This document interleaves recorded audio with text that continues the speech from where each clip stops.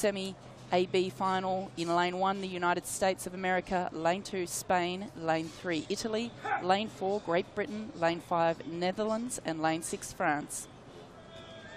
Well, Sarah, it's interesting you say that Great Britain are the hot favourites. Historically, 5 times at the Olympic Games, Great Britain have won the Coxless 4.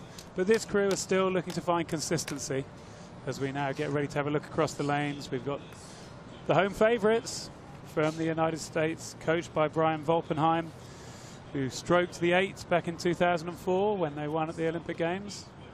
The crew from Spain here in lane 2. They've picked up World Cup medals in 2017. The Italian crew I'm really excited to see. They've raced the British a few times this year. They're all Olympic medalists from Rio.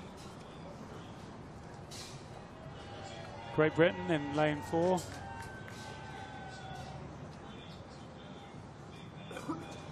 Crew from the Netherlands, coached by Rennie Minders. Fantastic Dutch coach. Expect to see them rowing along very efficiently. And then the French crew here, who had a tough race in the heat, and they just qualified through the repechage, so they're on the outside lane. As we hear the starter making the call over, it's complete, and they're ready to go. And away now in the first semi-final of the men's 4s, and really quick off the blocks there were the Italians. We saw their bow ball just pop ahead. Yeah, they took a really short first stroke, didn't they? You can see they're now just coming up, still not even at full length on that slide. They still won't be hitting the front stops. The Americans we also see still coming up through the stroke length. I would expect to see the British really rowing full length. You can't really see it from this shot, but getting the seat right up underneath them as the French are as well, rowing full length now and getting into their pace, whereas the others kept the short strokes going for a bit longer. And that's fairly typical of the Italians to have a really aggressive, short, punchy start like that, I think. But the British, a little bit more like a steam train. They're going to be pretty relaxed and then start to really hit their stride as they come into the second 500. Yeah, there's the Spanish 4. I mean, it's a hell of a race in lane 2 for the Americans over there at the top of your picture. The American 4, Ben Delaney, Alex Richards, the Harvard man, Rob Moffat and Ben Rubble in the bow seat. Really tough for them to come into. The Italians and British in this seat, and the Dutch, of course. Bronze medal in Lucerne. The Dutch crew, we're riding with the Dutch stroke there. Govert Viergever, the 28-year-old. And, well, it's going to be tough for the Americans, but they're still in the hunt. Just coming up to the first quarter, maybe just at the back of the field, but well in contact. Yeah, we've got 500 metres gone. I'd say this one's pretty hard to call. No one's really stamped their dominance on it yet. It's a long race. You can see the solid crews in the centre of the course, solidly just getting into their pace and seeing how this one's going to shake out. This is a really nice start here, about 600-700 metres in from the Dutch. But here on screen we can see the Italians with that really signature style. You can see the 3-man, Matteo Castaldo, who's really hunched over his blade, and it's such an incredible way to row. I love watching them row, and the aggression that they have in the stroke and the passion in their stroke. We love Matty Castaldo, and those distinctive yellow sunglasses really heaves his back on. See a completely different shot there of the British 4, rowing with a substitute in the stroke seat. Will Satch not in the stroke seat, so we haven't had that notification up here, but the British have got a substitute in. There must be an illness in the crew, and that is a big ask to come in the stroke seat, Greg. Yeah, it's a very good spot, Martin, that Will Satch isn't in the stroke seat of the British crew. It's on our start list from yesterday. He was meant to be there as we take a look at the Americans. It's Ollie Wynne-Griffith actually in the stroke seat of the British crew, and apologies for not picking that up sooner. That's the sort of thing we should pick up, but Ollie Wynne-Griffith, the race of his life for the British substitute to come into one of the favourites for this event, and maybe that's why the British are back in 3rd place. He's got a lot of power behind him, but the Dutch and the Italians lead the British. They have a sort of 2/3 of a length lead on qualification over the Spanish and the French and Americans. Well, with that British crew being a bit slower, it continues to leave this one really open as to who's going to make this through. The Dutch went out early. I'm not sure how well they'll be able to keep that going. We're used to seeing the Italians rating high and moving well, and they are moving along well.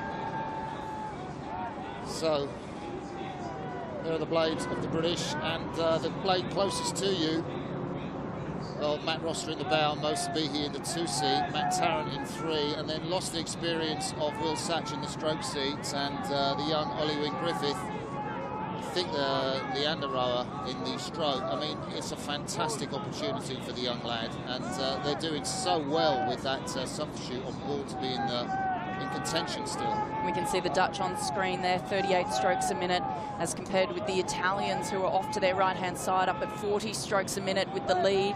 But the British now starting to get onto terms with the Dutch. They looked very smooth in the early stage, but the Dutch seemingly just not having the power that the Brits have, who are now drawing their bow ball level. But the Italians here starting to walk away with it with that much higher stroke rate. With a lot of crews, you see a high stroke rate and you expect them to burn out.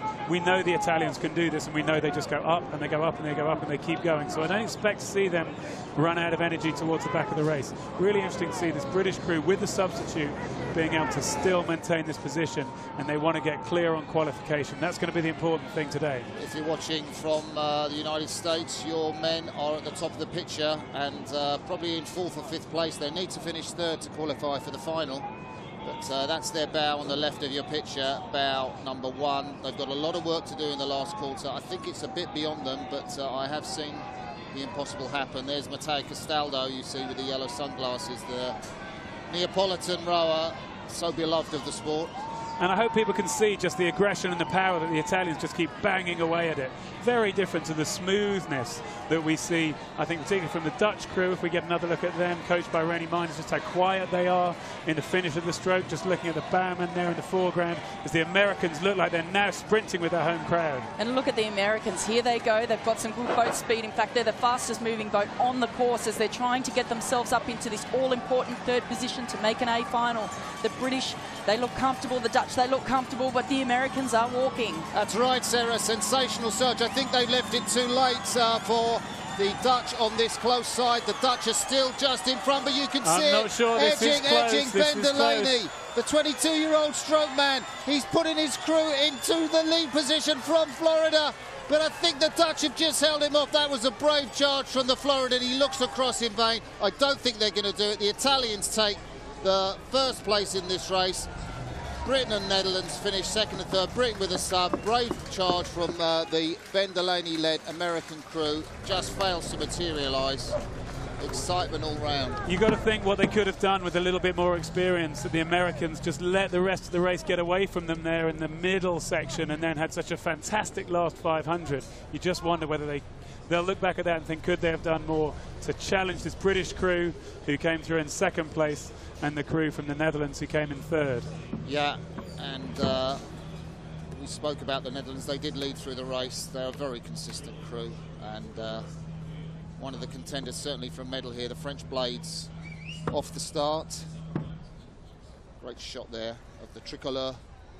And you could see the big mound of water in that slow motion shot off the blade, and how much power there has to go down the shaft of the blade and into, to get those boats off the line. There's so much weight to shift off. You've got to be patient. You can't rip and tear it, but you do really have to force, a big amount of water forward to propel those boats off the start line. Spanish crew just in the foreground and looking across at the Italians. A lot of these boys from Napoli in the south of Italy. They love their passion, they love their rowing. And there's the Americans really just charging on the line. They left it too late. The American bowmen there just going out of shot. Ben Rubble, 27-year-old. Matteo Castaldo. Mo Sabihi loves that. And we will get news to you. We don't have it, but perhaps our producer can try and find out just why Will Satch, the Olympic champion, was not in the race. And we see confirmation there of the qualification. The top 3 places going to Italy, Great Britain and the Netherlands.